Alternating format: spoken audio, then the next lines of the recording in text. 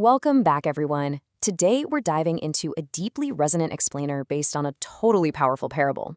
We're talking about human potential, procrastination, and, well, those invisible forces that quietly shape our entire lives.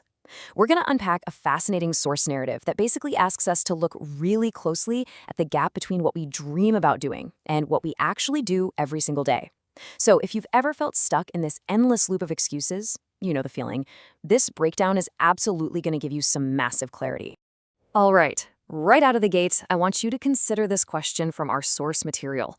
We all wake up wishing for better luck, right? A sudden big break, or maybe a completely new destiny. We literally tell ourselves, oh, I'll start tomorrow. But here is a brilliant challenge. If your destiny was miraculously upgraded this very second, would your current day-to-day habits actually allow you to sustain it?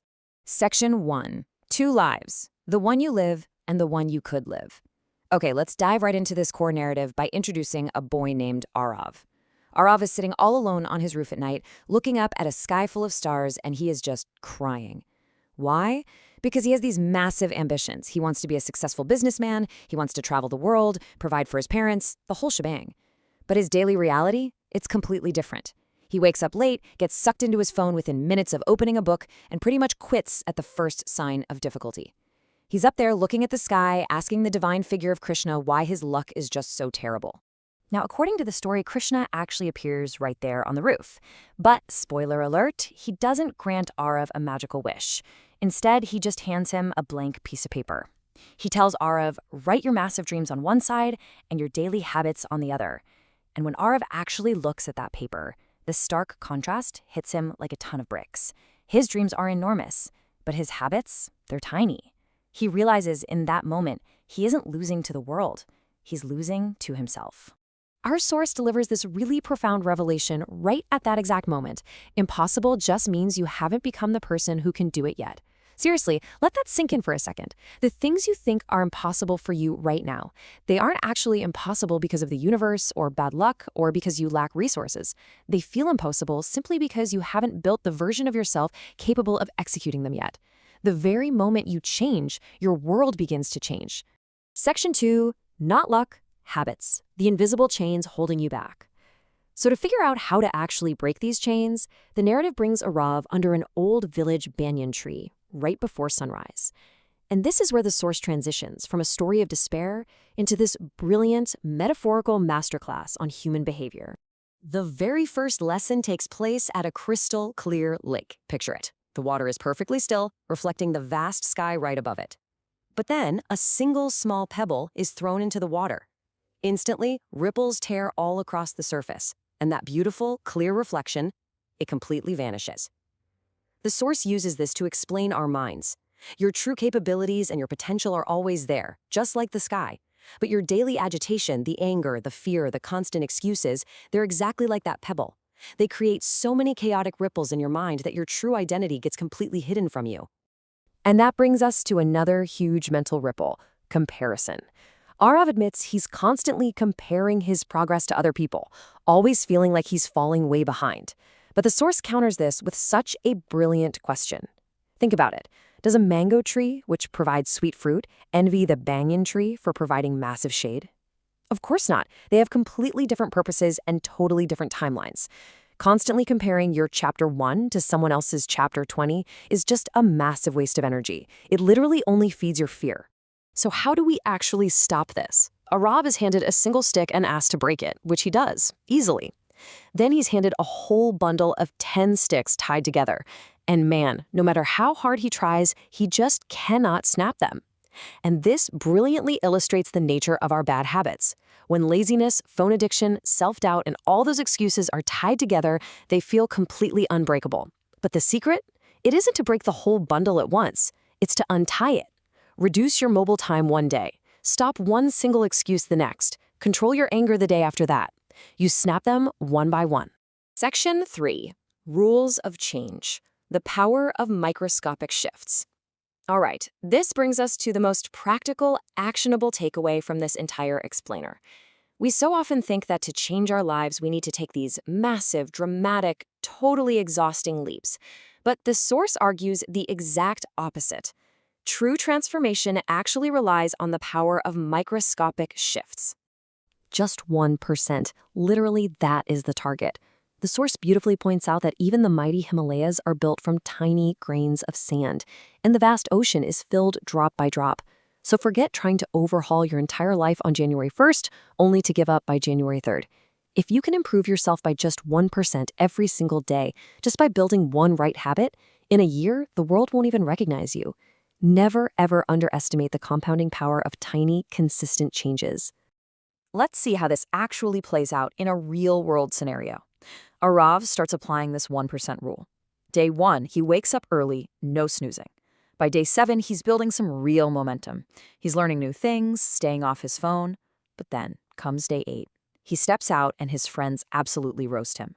They mock him, laughing and saying, "Oh, you'll be back to your old lazy self in 2 days." And this is such a critical inflection point. Initial change always starts with great enthusiasm, but it is inevitably tested by social pressure. Section 4. The real test, overcoming the world and the weather. Now, Arav almost breaks here. He wants to yell at them, or worse, he just wants to give up and agree with them. And honestly, this is the exact moment where most people abandon their self-improvement journey. They let the external world dictate their internal weather.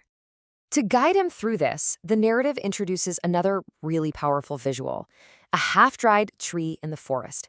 Half of its branches are completely dead wood, but there's this one strong branch still pushing out vibrant new green leaves. The lesson here is so profound. People will always point out your dead wood, your past mistakes, your current flaws, all the times you failed. But just like that tree, you cannot focus on the dead parts. You have to stubbornly nurture the part of you that is still fighting to grow, absolutely regardless of who is pointing or laughing. Remember this truth. When a seed is buried in the dirt, the world thinks it's oppressed, but it's actually preparing to become a tree. The quiet, lonely work of changing your habits is rarely glamorous.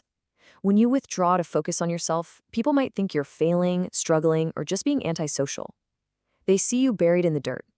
But you aren't buried, you're planted. You are simply preparing to grow. Arav takes this to heart. Months pass, he stops complaining, stops making excuses, and truly transforms internally. But hey, our source material is deeply realistic. It doesn't promise a fairy tale.